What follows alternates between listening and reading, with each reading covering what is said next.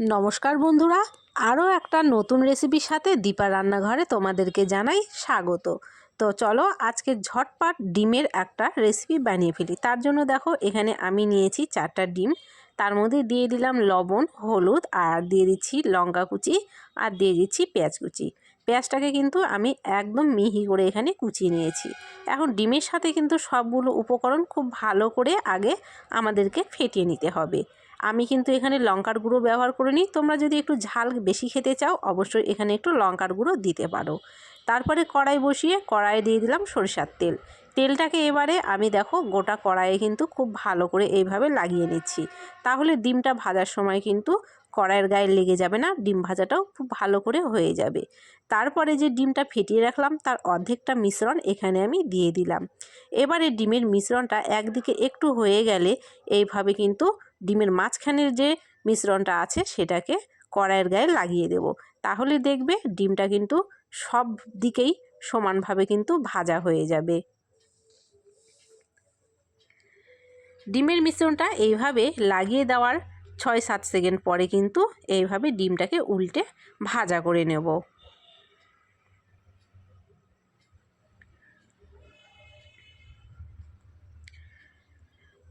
তো এইভাবে কিন্তু 1 মিনিট মতো ডিমটাকে একটু আমি ভাজা করে নিয়েছি। তারপরে দেখো খন্তার সাহায্যে ডিমটাকে কিন্তু এইভাবে আমি কেটে নিচ্ছি। তো এখানে আমি 4টা টুকরো করে নেব। তো তোমরা তোমাদের আন্দাজ অনুযায়ী কিন্তু ডিমটাকে কেটে নেবে।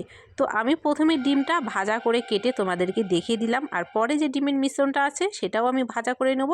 তো সেটা কিন্তু আমি আর পরে আজকে দেখাচ্ছি না। তো ডিমটাকে খুব ভালো করে দেখো উল্টে পাল্টে কিন্তু দুদিকেই লাল করে ভাজা আমার হয়ে গেছে। এখন ডিমটাকে কিন্তু কড়াই থেকে আমাকে উঠিয়ে নিতে হবে।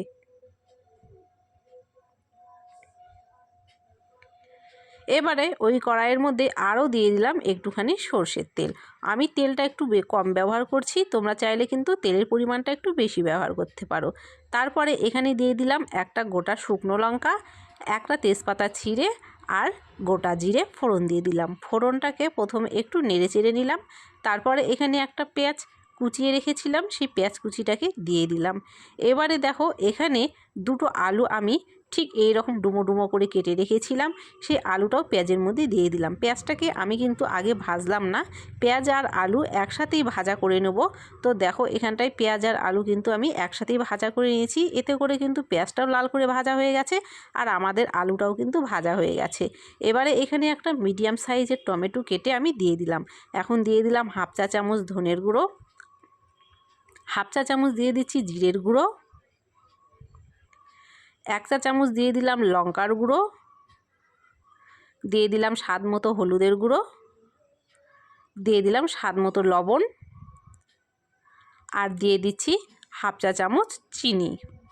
আর এখানে আমি 6-7 কোয়া রসুন আর আদা একসাথে বেটে রেখেছিলাম, সেই বেটে রাখা আদা আর রসুনটা কিন্তু এখানটায় দিয়ে দিলাম।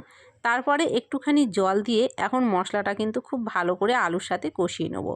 আর একটু টাইম নিয়ে যদি মশলাটা কষানো যায় দেখবে টমেটোগুলোও কিন্তু গলে গেছে, আর এইভাবে কষাতে থাকলে কিন্তু দেখবে আলুগুলোও ভাজা সেদ্ধ হয়ে গেছে। যেহেতু আলুটা আগে থেকে একটু ভাজা করা ছিল, আর এইভাবে কষিয়ে নেওয়ার ফলে দেখবে আলুটাও কিন্তু বেশিরভাগটাই সেদ্ধ হয়ে গেছে। দেখতে পাচ্ছ কিছুক্ষণ পরে কিন্তু টমেটোটা খুব ভালো করে এখানটায় গলে গেছে। এখন এখানে আমি দিয়ে দিলাম জল। আমি কিন্তু এখানে গরম জল ব্যবহার করেছি রান্নার। গরম জল ব্যবহার করলে কিন্তু রান্নার স্বাদটা একদমই বজায় থাকে। তো যতটুকু ঝোল এখানটায় আমাদের প্রয়োজন ঠিক ততটুকু জল কিন্তু এখানে দিয়ে দিতে হবে। যেহেতু আলুটা ভাজা করে আর কষাতেই সেদ্ধ হয়ে গিয়েছিল, সেই জন্য জলের পরিমাণটা আমি এখানে কম ব্যবহার করেছি। এবারে দেখো একটা আলু তুলে কিন্তু আমি দেখো ভেঙে দেখিয়ে দিলাম, আলুটা কিন্তু খুব ভালো করে এখানটায় সেদ্ধ হয়ে গেছে। এবারে যে ডিমগুলো আগে থেকেই ভেজে রেখেছিলাম সেই ভাজা ডিমগুলো কিন্তু ঝোলের মধ্যে দিয়ে দিতে হবে। আর এই ডিমের রেসিপির ঝোলটা কিন্তু একটু কম হলেই দেখবে খেতে বেশি ভালো লাগবে। সবগুলো ডিম দেওয়ার পরে কয়েকটা কাঁচা লঙ্কা চিড়ে এইভাবে কিন্তু এর ওপর দিয়ে আমি দিয়ে দিলাম।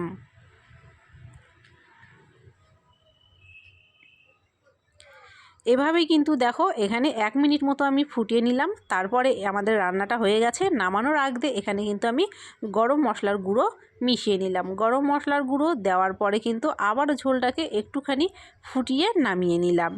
তো আজকের এই ডিমের অমলেটের রেসিপিটা তোমাদের কেমন লাগলো অবশ্যই কমেন্ট করো। ভালো লাগলে অবশ্যই ভিডিওটাকে একটা লাইক করো, চ্যানেলটিকে সাবস্ক্রাইব করো, আর ভিডিওটাকে কিন্তু সকলের মধ্যে শেয়ার করে দিও, যাতে সকলেই এই রেসিপিটি সহজেই শিখে নিতে পারে।